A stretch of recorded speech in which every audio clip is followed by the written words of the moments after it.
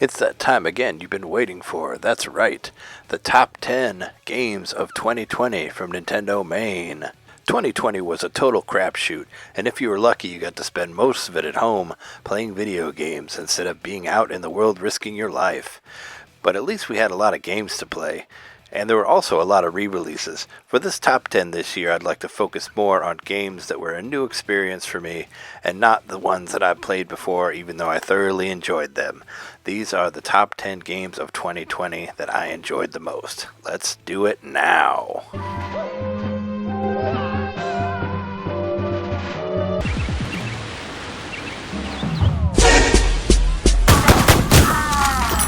This is my boomstick. First off, we got Ion Fury. I was a huge fan of this game because it's developed by 3D Realms, so it's pretty much the same as Duke Nukem except a lot less sexist this time. You get to control Shelly Bombshell Harrison and go through and shoot all of the bad guys that you can think of. The game controls a lot like Duke Nukem, like I said, so if you're interested in those old school first-person shooter games, it's super cool. There's a lot of really cool environments, there's a lot of great art. They even have a nice guest appearance from John St. John in his villain. Excuse me, miss. Have you seen an enormous security droid anywhere? I seem to have misplaced it. So if you're looking for a really cool old school first-person shooter with a lot of really cool boss battles and a lot of really cool weapons, and you can carry a lot more than 2 at a time, I suggest checking out Ion Fury. The battles are awesome, the music is great, the villains are amazing, and if you want that old school FPS, this has it in miniguns. It's all of the first-person shooter charm you would ever want. So go out there and destroy all of those robot people. The humor in the post-apocalyptic world was exactly what I needed when the world outside me was falling apart in the pandemic. Go check out Ion Fury, and it's even really funny too. This is the worst I've seen yet. This man has no dick.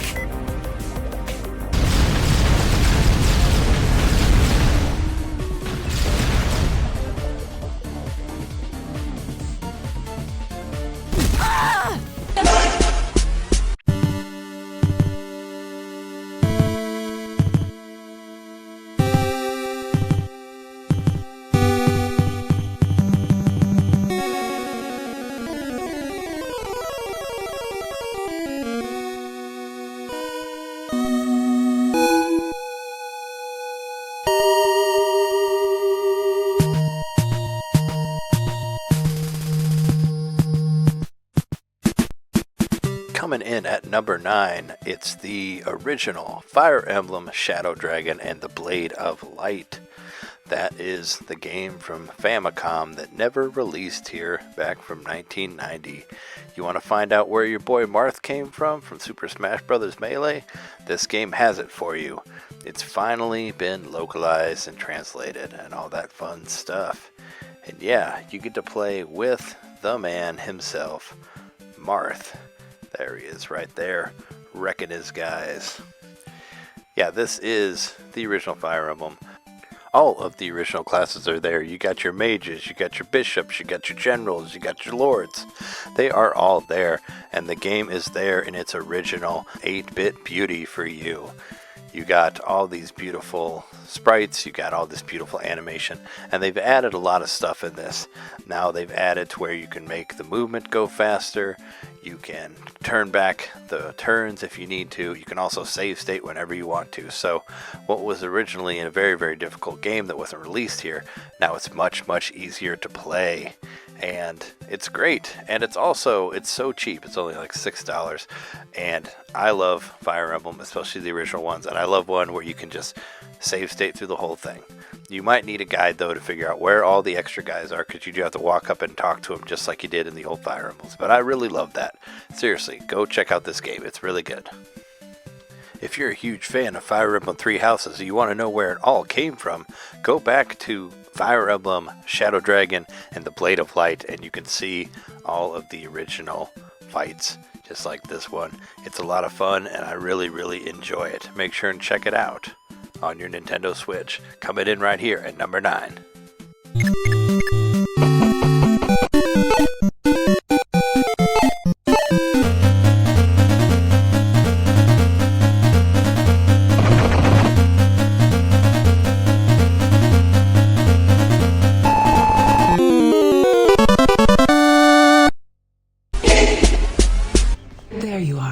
Nix, this may be an odd question, but do you know what the fates may have in store for me? They are your daughters, right? The three fates are my daughters, yes, my child. However, I am no more privy to their workings than the naive mortals living up above. Not even the Olympians can know the weavings of the fates. Coming in at number 8 is Hades, the roguelite to beat all roguelites. It stars Zagreus, the son of Hades, and you get to try to get out of hell over and over and over again. And much like other roguelites, yes, you're going to die a lot, and you die and you come back, but the characters, they make comments about how you die. Megarod tells me that you surpassed her well out there. I suppose you're going to punish her in some cruel fashion, then? Oh, I've already seen to that, of course. You think she volunteered to deal with you? Nobody did. That's how ignoble a task it is.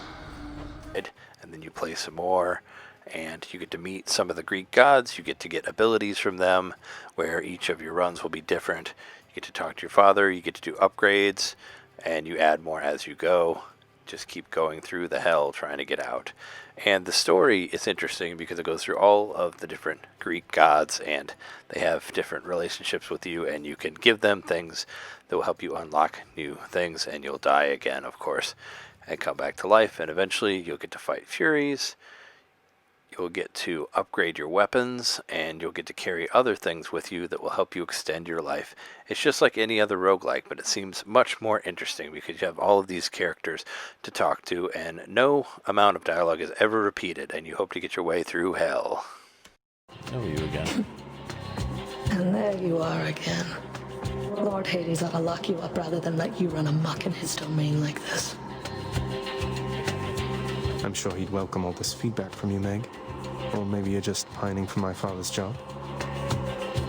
Maybe. I have no envy for your father's position. Besides, I happen to enjoy my own responsibilities.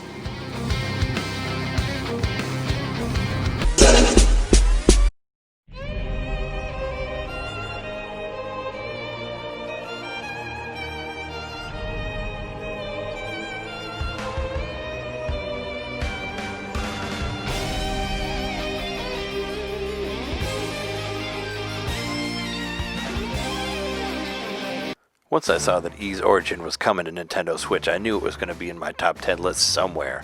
I love what I've played of the Ys games. Ys 8 was my number 1 game of 2018. And this game plays much different from the other Ys game. This is more like Castlevania or Metroid, especially like Castlevania Symphony of the Night. You basically are in this tower, and you have to get from the bottom to the top of it. And there is a god that has been imprisoned, and you meet all sorts of characters on your way there who show you the way to go and help you out to get certain magic abilities and whatnot. You collect 4 different types of weapons, and you can upgrade them. There are ridiculous boss battles in there, incredibly intense, as you can see here. And the game is a lot of fun. When you get stuck on just like one boss, you can easily just go and grind for one more level, and it'll help you get to the next thing. I had a blast with this game.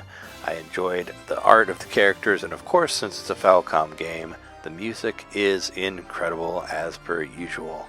I highly recommend this game, and it's not all that expensive. You can get it for like $20, and it's a lot of fun to play. There's a lot of sales for it as well. And there's also 4 different stories. You got the first 2 characters. Once you play through both of them, you get a 3rd one, and then you get an even 4th one after that. It makes you want to just go level to level to level and bash all of those bad guys and get all the way to the end. And it was enjoyable the whole way. I just kept wanting to play it, and I can't wait to play it again and get the other stories. Ys Origin has that great pick up and play feel, and it makes you want to rise to the top every time and max out your levels. Pick up this game, it's a shit ton of fun.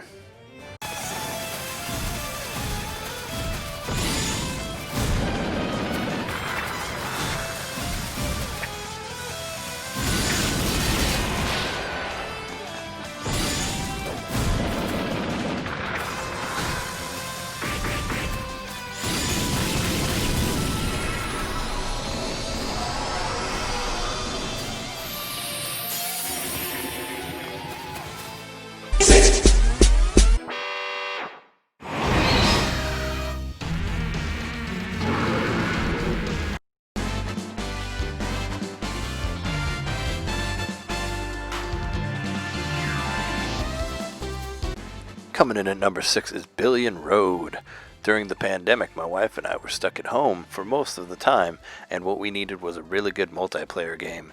Billion Road is like Mario Party if you took out all the multiplayer games and just gave it a big map. You go and you get on Japan. Japan, the country, is the map. This show host throws the start at the world, tells you where to go.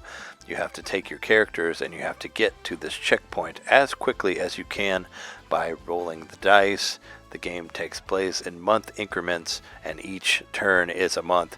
You go for 3 years. Events happen which affect your character, may make you lose money or gain money depending on what happens. Also, for each neighborhood that you land on, you could buy stock in various restaurants and farms. There may be events that might affect your farms where you could lose money, or there might be monsters that show up to destroy things. You have to get to a goal, which is a spot on Japan. When you do that, you get all sorts of bonuses. They give you more money. You get bonuses if you have the right sort of character with you. Also, there is an evil character that will end up tagging along with the other team, like Debt Boy here, who will basically take all of your funds away from you, so you do not want them with you. They will attack you on demand. You can get characters like this Take NATO right now, which will disappear and get property for you and bring it back to you, so you want to have characters. And there's kaiju who attack the city, and you can use the monsters that you pick up to attack them by rolling the dice here. And you can do, depending on what the attack level is for the character, you can do a bunch of damage and try to protect your properties, because once you don't destroy the monsters in time, they will have a final attack that could destroy your property, so you want to attack them as much as you can, and whoever does the most damage also gets a money bonus. And every year they tally up how much money you've made, and that's how they can tell what you're doing. There's also bonuses that you can get. Billion Road is a lot of fun, and we've played it almost 30 hours already, and it's totally worth your money. Check it out. If you like Mario Party, if you like Fortune Street, go for it. It's a super cool game. You can even push up your stock by raising your chicken prices by tapping A. It's super fun.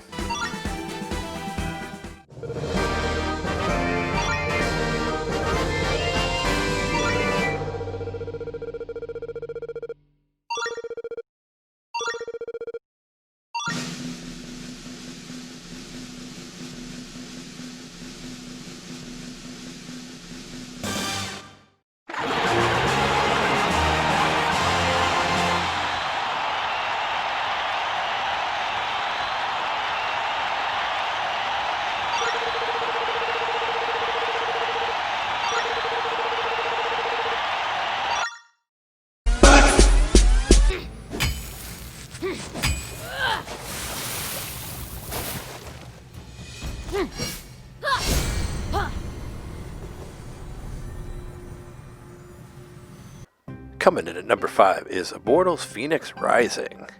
Yes, this is the game that is like Breath of the Wild, but out of all the other games that are like Breath of the Wild, this is definitely the best one.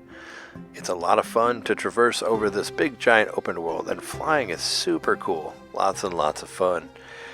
It has the same basic structure of Breath of the Wild, whereas it has a big open world. There's 4 different main things that you need to do, 4 gods you need to save. There's also 4 big dungeons and a whole lot of mini dungeons. You also can climb whenever you want. There's a stamina meter, etc. But thankfully, there are a lot of differences between this and Breath of the Wild. Number 1, none of the weapons break. You can upgrade your weapons as a whole thing. It has a whole lot of RPG elements, which you can do from getting these Charon coins, which you can use to buy different moves and various additions to your character. You also collect different items across the map to upgrade your weapons and your armor, and once you upgrade either the sword or the armor or the hammer, all of that stays upgraded forever, and each different piece that you collect has a different attribute to it, where like some will do different things, like give you extra health or give you extra stamina or whatever. And you can upgrade that as well, like Breath of the Wild, but it's different. You have like one place that you go to, and of course you can use like stamina potions while you're climbing. There's a whole bunch of arrow puzzles in the game. It's just it's really, really fun. Just every time I played this game, it was just a blast. Like, I really, really enjoyed being in the world of this game, and it's funny. It's got a really good script. The play control is great, and it's just one of those games you just want to play. And I ended up spending 30 hours with it just in the first week that I got it, and I loved it. So definitely check it out. It's incredibly good, and it's been on sale a lot, so I mean, it's definitely worth your buck, and I'm glad people are finally turning around to Immortals Phoenix Rising. It's a damn good game. There are a lot of cool upgrades you can get. You can even catch a bird that follows you while you're flying. You will always see the bird in the air or around you while you're fighting, which is really freaking cool. There's also a lot of really cool bad guys in there. There's annoying giants, just like in Breath of the Wild. But the battle system is really fun, and it's just fun to just search the area for more stuff. And you know, the bosses are really neat, and this game is awesome. Check it out at number 5.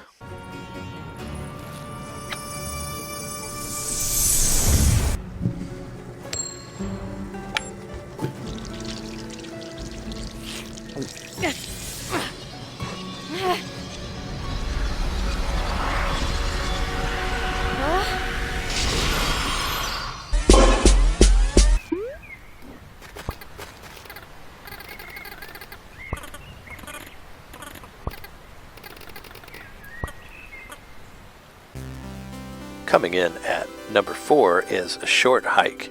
And A Short Hike is exactly that, a short hike. It's an incredible experience that can be completed in 3 hours, but what you're left with after a short hike will last you for a long, long time. The game is incredibly charming, and it has this Nintendo DS nostalgia to it. It actually looks like Phantom Hourglass to me, and I really enjoy the way the graphics look. But the game plays incredibly well, and it's a very simple story about one character trying to get to the top of a mountain and what comes from there. And you can complete it quickly, like I said, but after I completed it, I wanted to go through and see what happened with all of the villagers. I wanted to know their stories, so I tried to complete all of that. I tried to catch all of the fish. I tried to play all of the mini games, race through all of the races, and it was incredibly fun. And yeah, I have nothing but great memories about this game, and it was just a joy, and it was almost a perfect game. I couldn't think of anything that was not fun to do in the game. It was a blast, and you should definitely check it out. It's cheap, and it's deserving the number 4 spot on this list. There's so much to do on this island. There are boats to find, there are games to play, there are races to be had. There are feathers to collect that give you more stamina points to where you can jump higher and higher and fly for longer and climb for longer. This game is incredibly fun, and I suggest that everybody plays it.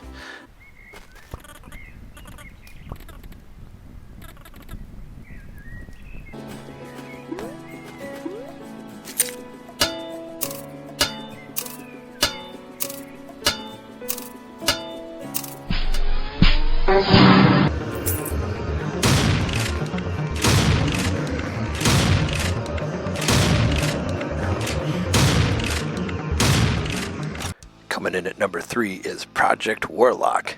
That's another old school first-person shooter game, but this is the old school first-person shooter game to beat all the other old school first-person shooter game. This game does a lot more and goes above and beyond many of the other ones that you've seen. We have multiple different levels. There's different icons depending on what level you're in. There's like Egyptian, industrial. There's badass bad guys, big bosses. There's a lot to do. There's even RPG elements. You can upgrade your weapons. You can upgrade all of your abilities. You can make it so you can carry more ammo. You can make it so you have higher life. Just choose whatever you want. You can even somewhat make classes. And one of the most genius thing it does is whenever you open a door, the door does not close. So you will always know which way you're going. So if you want to know exactly where you're going to, go find a door that wasn't opened yet. That's genius, and I don't know why other games don't do it. This game looks incredible. It has different songs for each level set. There's multiple forms for the bosses, and there's guys that have different forms depending on how you kill them. It's some of the best sprites I've ever seen in a game. I just can't talk enough about this game. The soundtrack is incredible. It's so much fun to play, and rip and tear. Go out there, destroy those guys. And I give it a high recommendation, and it is number 3 on the list because it's fucking badass. Check it out.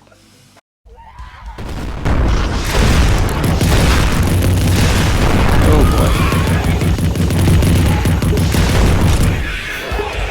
boy. Shit.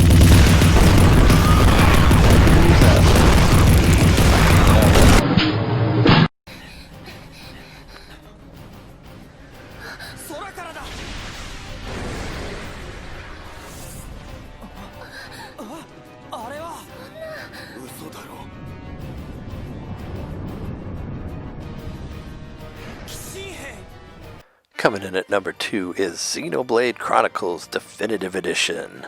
That's right, Xenoblade Chronicles has finally been brought back to the Switch, and in a definitive way this time.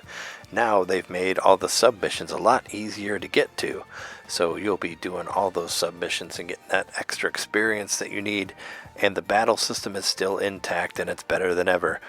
Don't have to deal with that confusing battle system of two. One is where it's at, where you move around and pick whatever thing you need.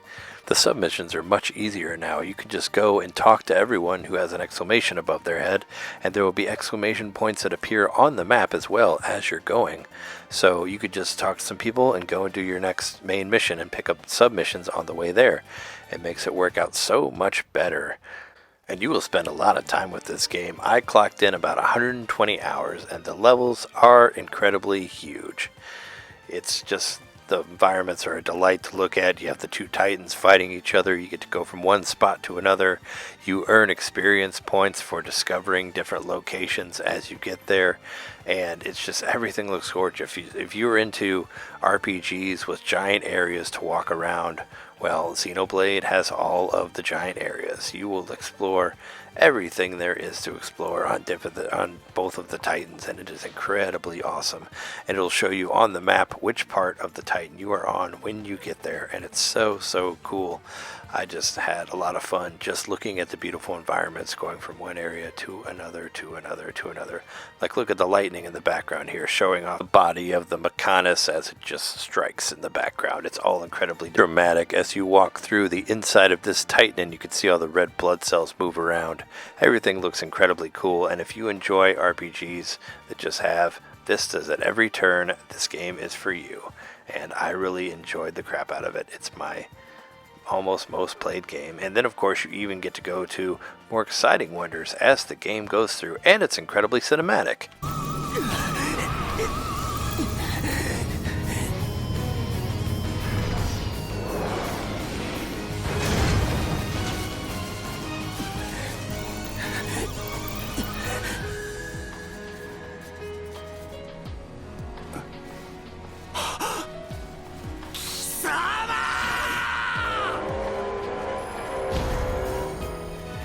And I didn't even mention that there's an additional mode there. There's an extra story that's about 10 hours long that you can play through after you beat the game. Or you can even do it before if you want, but it takes place after. And there's a whole new map for you to go through, and you can go to new locations. There's also new characters for you to find, and you get all these cool super move type attacks that you can use on various guys. It's super cute. And you can collect all of the Nopons that you would ever want and go on all sorts of weird adventures with them and do the same sort of weird submissions in this game as well. It's a shit ton of fun and worth the $60. Check it out at number 2.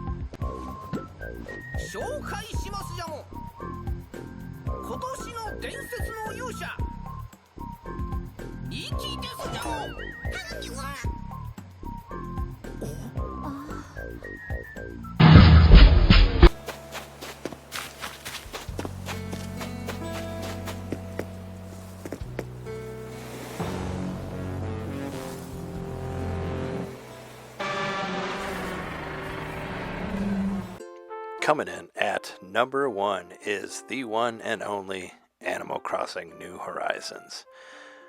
When the pandemic basically gave us no hope, Animal Crossing brought us hope. It came out right at the right time, right when everything was shutting down, when everybody was losing their jobs. We had Animal Crossing, and Animal Crossing is the game I've played more than anything this year, and even when I thought I was tired of it, it still brought me back with all of its new updates. They added something every month, and they had the seasons, and there was Halloween, and then there was snow, and then there was mushrooms, and they were all in different orders, but there was multiplayer, and there was like trying to collect all the DIYs, Animal Crossing was the ultimate source of joy for me. It was nice to have a town that you could live in that's not filled with people who might believe that the coronavirus doesn't exist or think that masks might kill you or are incredibly racist or watch Fox News. No, these villagers were great. They were all nice to you and happy to be around you, and you could have your friends come there and play as well. Animal Crossing was wonderful. And I plan on playing it for the entire year, and the 500 hours that I put into it, I never felt was wasted. I've done so much to my town, and so many things have changed that I just decided to just put all of my captures here in entirety for like the 10, 11 months that I played Animal Crossing. And you see a lot of change, and you see a lot of greatness as you go.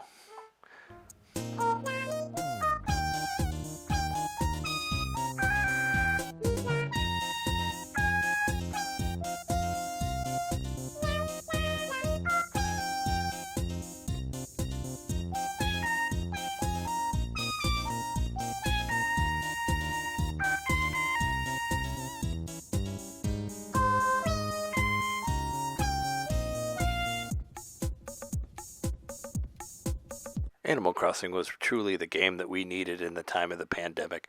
My wife and I played it practically every day for however many months it's been out for, and it's been an automatic joy. We always want to just go to each other's towns and go to try to find Celeste or pick up DIYs from whoever. I remember all of the fun of looking through mystery islands and trying to find the perfect resident for your island. Also, we would chase all sorts of bugs, chasing tarantulas, trying to raise all the money to pay off your house, not to mention just dancing in your house when you had nothing else to do and you were going crazy from the pandemic. There was so much great things, wishing on stars, like discovering new DIYs, discovering new characters, finding out cheats for each and every update. Animal Crossing was so much of a joy, and I don't know what I could say that hasn't been said already, but I love this game, and I will keep playing it at least for the next few, I don't know, however many months are left, at least for another year. And we even found weird glitches in this, like in this one right there. I learned how to catch bees before they stung me. I learned how to make perfect snowmen. I learned how to catch tarantulas as they're running at you, and scorpions when they're running at you. It was the time of wonder and greatness in Animal Crossing, and I don't regret any of the time that I spent with it, and that's why I recommend this number 1 of 2020. I don't know what else could have been there other than this one. This game was so much fun to play, and I can't wait to see all of the new updates. And thanks everybody for watching this video. Stay tuned, listen to Nintendo Main Podcast. You can see that on the internet, download it and all that stuff, and we will see you next time.